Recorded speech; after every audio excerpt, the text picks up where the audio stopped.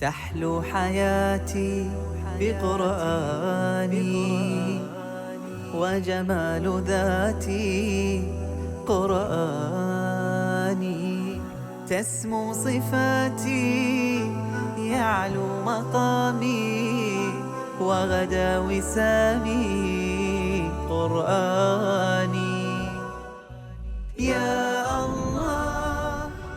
المدارس الداخلية اللي فيها مبيت للطلاب يحفظون القرآن ويتربون على القيم الإسلامية لها الكثير من الإيجابيات اللي اطلعنا عليها من خلال زيارتنا لمدرسة أمنية التابعة لدار الإفتاء في بلدية أيوب باسطنبول، وكانت زيارة متميزة.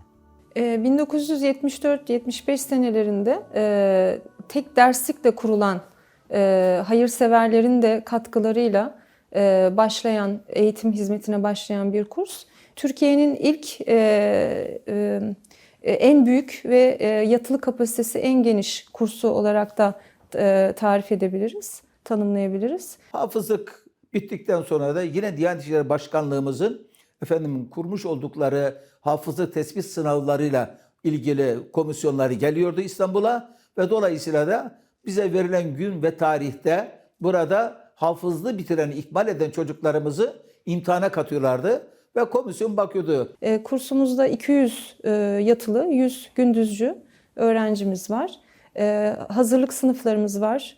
Kur'an'ı temel eğitim olaraktan Kur'an ve dini bilgiler altyapısını orada sağlamlaştıran talebelerimiz. Daha sonra hafızlığa hazırlık, hafızlık proje ve hafızlık sınıflarımız şeklinde Kur'an'ı anlama dediğimiz yoğunlaştırılmış Arapça eğitimi. Biz kursumuzda aslında bir Osmanlı geleneği olan bol tekrara dayalı bir sistemi uyguluyoruz. Öğrencilerimiz cüz sonlarından her cüzün son sayfasını ezberleyerek bir dönüş tamamlıyorlar. Her gün bir sayfa, en az bir sayfa ezberliyorlar ve daha sonra bir ay sonunda ayda 20 ya da 25 sayfa ezberlemiş olarak bitiriyorlar ve bir sonraki ay tekrar önceki ezberlediklerini tekrar ederek yeni sayfaları ezberliyorlar. Sistem bol tekrara dayalı bir sistem. والتقيت مع مجموعة من طالبات المدرسة سواء من تركيا أو خارجها وسألتهم عن مسيرتهم مع القرآن وطموحهم في المستقبل وكانت قصصهم ملهمة. İsmim Zeynep Didar Dağcı, 13 yaşındayım. Burada Emniyet Tepe Kız Kur'an kursunda okuyorum. Hafızlığımı da geçen hafta bitirdim. İsmim Şevval Aydın, yaşım 11. Emniyet Tepe Kız Kur'an kursu öğrencisiyim. Hafızlığın sonrasında yazar olmak istiyorum. Kitaplar yazmak istiyorum hafızlığımla alakalı. Ve kâle Musa ya Firavun inni rasulun min rabbil alemin. Hakikun ala alla ekul alallahi illel hak. Kad ci'tüküm bi beyinetin min rabbikum fe arsil ma'ye beni İsrail. Aynı zamanda yurt dışında olan öğrencilerimiz, özellikle 80'ci yıllarda 100 civarında bizim yurt dışından, yani Avrupa ülkelerine ebeveyni, annesi babası orada. Fakat çocuklar burada. Onlar Türk ortamında çalıştıkları için onlar da özellikle imtihana giriyorlardı. Onlar da şu anda Almanya'da, Hollanda'da, Belçika'da birçok Avrupa ülkelerinde de imtihanı kazanarak orada hem doktor olanlarımız var, hafız doktor olanlarımız var. Hem aynı zamanda Kur'an öğretmeni, özellikle tayin olarak orada öğretmenlik yapanlarımız var. Ben Salih Nur Saraç, 11 yaşındayım. Son 10 cüz ezber biliyorum. Hafızlıktan sonra doktor olmak istiyorum. Bizim 300 öğrencimizin kuruluşundan bugüne kadar Rabbimize sonsuz şükürler olsun. Elhamdülillah bize açılan kapılar kapanmadı.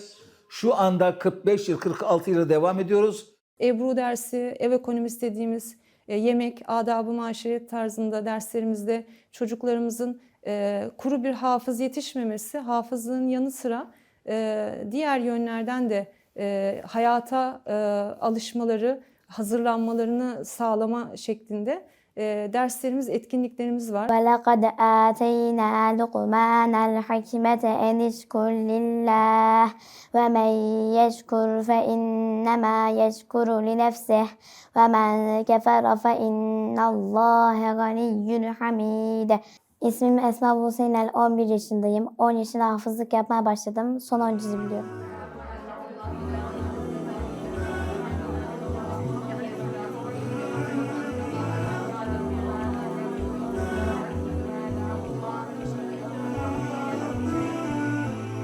كثير من الناس ينشغلون بتوافه الأمور، وكثير منهم يتغربون من أجل هذه الدنيا، ولكن والله أجمل انشغال وأعظم غربة التي تكون من أجل كتاب الله عز وجل بحفظه وتدبره والعمل به.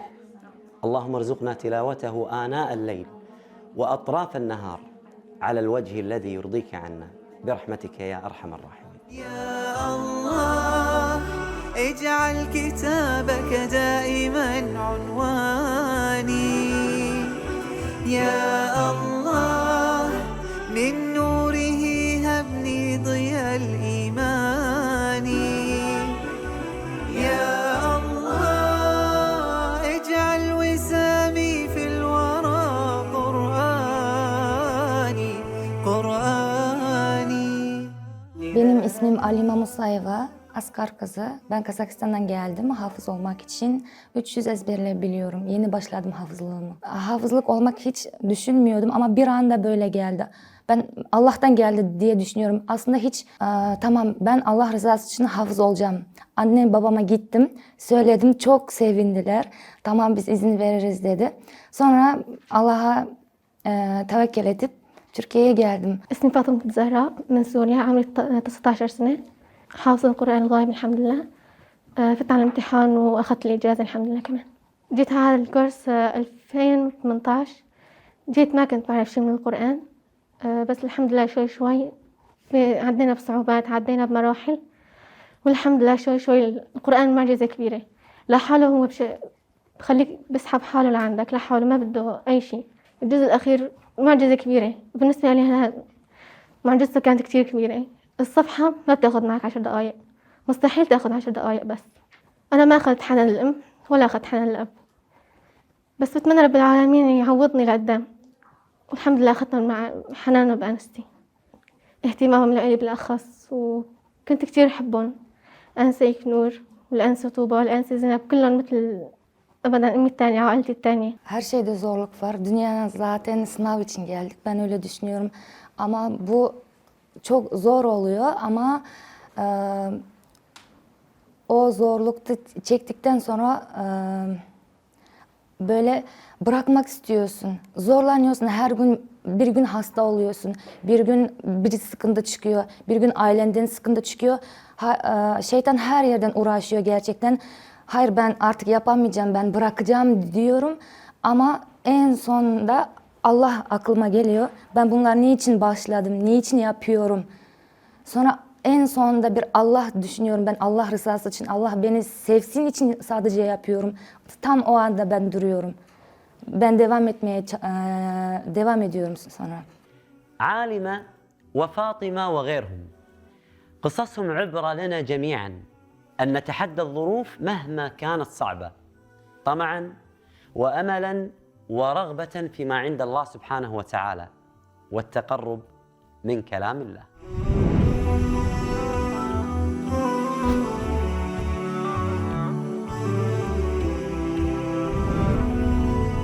فحفظته وغدا وساما قد علا صدري بما للناس قال الله، حرف تروى بالنقى به المرتل حلقا شدوا على الأسماع ما أنداه. فحفظته وغدا وساما قد علا صدري بما للناس قال الله، حرف تروى بالنقى. حي على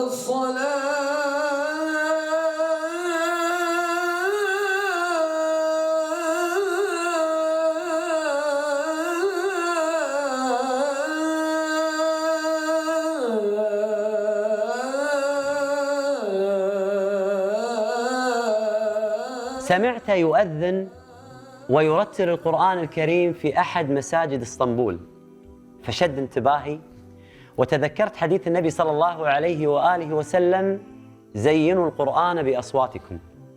نعم، الصوت الجميل يعطي للآيات زينة ويزيد من المعنى فهما وأثرا، وهذا ما جعلني أسأل عن الشيخ أمر الله وعن قصته مع القرآن الكريم.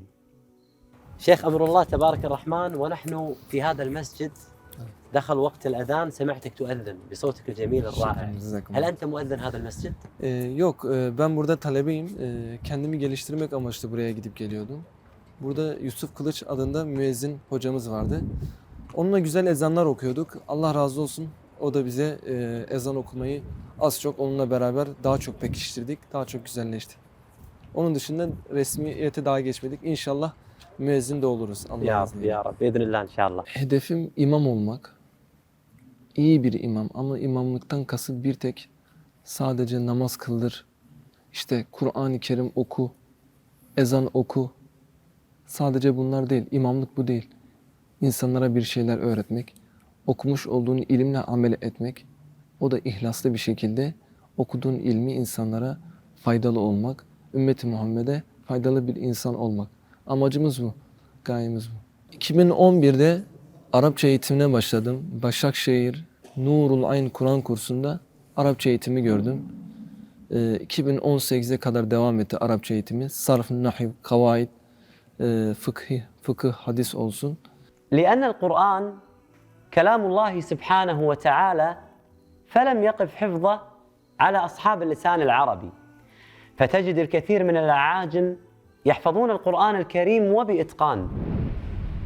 قل الحمد لله وسلام على عباده الذين اصطفى الله خير أما يشركون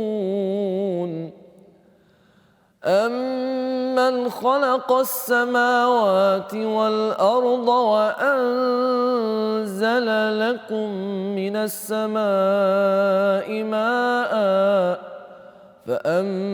فأنبتنا به حدائق ذات بهجة ما كان لكم أن تنبتوا شجرها أإله مع الله بل هم قوم يعدلون. والعجيب أن الشيخ أمر الله حفظ القرآن الكريم كاملا ب7 أشهر فقط، واستغرق تعلم للغة العربية أكثر من 7 سنوات. أين العرب ليشاهدوا نعمة الله عليهم بهذه اللغة العظيمة؟ أولم يكفهم أنا أنزلنا عليك الكتاب يتلى عليهم؟ تبارك الرحمن قبل أن يحفظ القرآن ب7 سنوات يجلس يتعلم اللغة العربية والنحو، ثم بعد ذلك بدأ يحفظ القرآن. 7 سنوات معاناة لأنه لا يعرف اللغة العربية، تعلمها ثم بدأ يحفظ القرآن، وتبارك الرحمن حفظ القرآن ب7 أشهر. هذه رسالة لنا شيخ، يعني ماذا تقول لمن ولد وهو على اللغة العربية؟ Kardeşlerime tavsiyem, Arapça çok büyük bir nimet. Bizim Türkiye'de, İstanbul'da hafızlık yapanların çoğu sadece hafızlık yapıyorlar ama Arapçaları yok. Ve bazıları da direkt Arapçaya, hafızlığa başlıyorlar. Arapçaları olmadığı halde. Ama Arapça öyle büyük bir nimet ki, yani kardeşlerim nasıl olsa Arapçayı biliyorlar. Onlar için daha dezavantajlı. Daha çok kolay. Şimdi hafız olmayan bir, Arapçayı okumayan bir insan hafızlığı çabuk ezberleyemiyor. Ama Arapça bildiğin zaman, sarf nahiv bildiğin zaman bir nevi sanki o sayfada anlatılan hikayeyi anlayabiliyorsun. Örneğin Yusuf suresi. Ben Yusuf suresini ezberlediğim zaman sanki o hikaye karşımdaymış gibi onu anlıyordum. Ve anladığın zaman daha basit, daha kolay ezberleyebiliyorsun. Onun için Arap kardeşlerim gerçekten de çok şanslılar. Arapça büyük bir nimet, Peygamber Efendimizin dili güzel bir nimet. İnşallah bunu değerlendirerekten, bunun bilincinde olaraktan güzellikle hafızlıklarını yapabilirler. الشيخ أمر الله كيف تعلمت هذه القراءة الجميلة والتلاوة الجميلة، الترتيل والتجويد؟ صوتك رائع تبارك الرحمن. كيف تعلمت هذا؟ Ben tecvidi Kur'an kursunda Başakşehir Güvercintepe'de Nurul Ayn Kur'an kursunda tecvid gördüm. Kur'an-ı Kerim'i öğrendim. Ama makamsal olarak hep dinleyerek, büyük üstadları dinleyerek, Abdüssamed'i dinleyerek, Ahmet Nain'a, Mustafa İsmail, Maşallah. bu gibi hocaları dinleye makamsal olarak bayağı gelişti. ما شاء الله نريد أن نسمع شيء بصوت عبد الباسط عبد الصمد İnşallah. Bismillahirrahmanirrahim. وَالضُّحَى وَاللَّيْلِ إِذَا سَجَى مَا وَدَّعَكَ رَبُّكَ وَمَا قَلَى وَلَلْآخِرَةُ خَيْرٌ لَكَ مِنَ الْأُولَى وَلَسَوْفَ يُعْطِيكَ رَبُّكَ فَتَرْضَى. ما شاء الله تبارك الرحمن. الشيخ أمر الله حفظ القرآن الكريم كاملا بفترة قياسية ب7 أشهر. أسأل الله سبحانه وتعالى أن يثبت القرآن في قلبك. كيف كان جدولك اليومي؟ كيف كنت تحفظ القرآن؟ كم صفحة تحفظ في اليوم؟ Günde 5 sayfa ezberliyordum. Her gün 5 sayfa olmak üzere. Sabah namazından sonra, dersimi verdikten sonra yeni ham sayfalara başlarken yine 15 dakika içerisinde her bir sayfa bitiyordu. Ve ondan sonra öğleden sonra da bu sefer has sayfalara geçiyordum. Yine yarım sayfa olsun, yarım yarım olsun, ayet olsun. Yine komple birleştirip ezberliyordum. Ve akşam namazından sonra, yemek yedikten sonra, akşam namazından sonra o ezberlediğim ham sayfaları talebelere dinletiyordum. Her bir sayfayı 5 kişiye birden dinletiyordum. Her bir sayfayı, her 5 sayfanın her bir tanesini 5'sini de birden talebelere dinletiyordum. Ama ezberi yaparken şuna dikkat etmek lazım. Yavaş okunması lazım. Hızlı okunduğu zaman ezber kuvvetleşmiyor. Ama yavaş okunduğu zaman aynı bir aşr-ı şerif gibi bütün ezberler hepsi kafada kalıyor. Onun için hafızlık tekrarı yaparken, sayfayı yaparken hızlı değil de yavaş, tane tane okumak gerekiyor. الشيخ أمر الله وهبه الله سبحانه وتعالى ملكة الحفظ فاستعملها في حفظ القرآن الكريم وقسم حفظ للقرآن على 3 مراحل. كل مرحلة شهرين يحفظ فيهم 10 أجزاء من القرآن في شهرين. Hafızlığa en baştan başladığımdan beri ben 10 cüz yaptım hafızlığı. İlk 10, ikinci 10, sonuncu 10 diye. Ve Nebe suresini bitirdim. Her cüz yaptığımda, her ham sayfa yaptığımda hep bir dahakine odaklanıyordum. Ve 2018'de de hafızlığa başladım. 7 ay bir süreyle de hafızlığı bitirdim. 2019'da hafız oldum. Hafızlığım bitti. Elhamdülillah. يا الله أسعد به قلبي للوجدان يا الله آنس بقربك وحدتي وجناني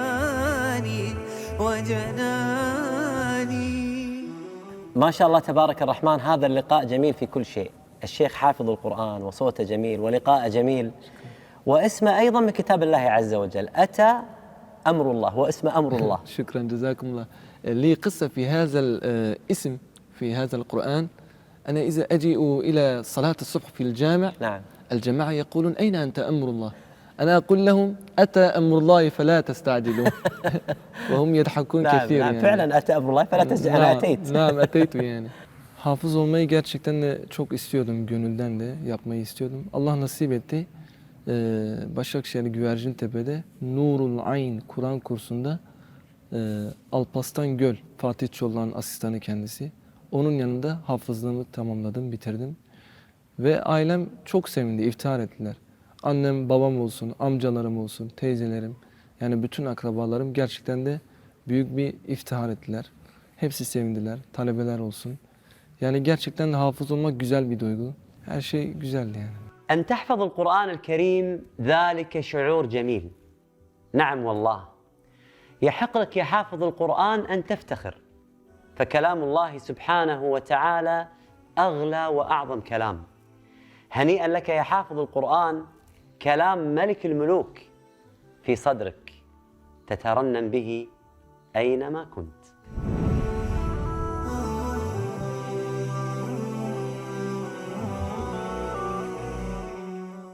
تحلو حياتي بقرآني وجمال ذاتي قرآني تسمو صفاتي يعلو مقامي وغدا وسامي قرآني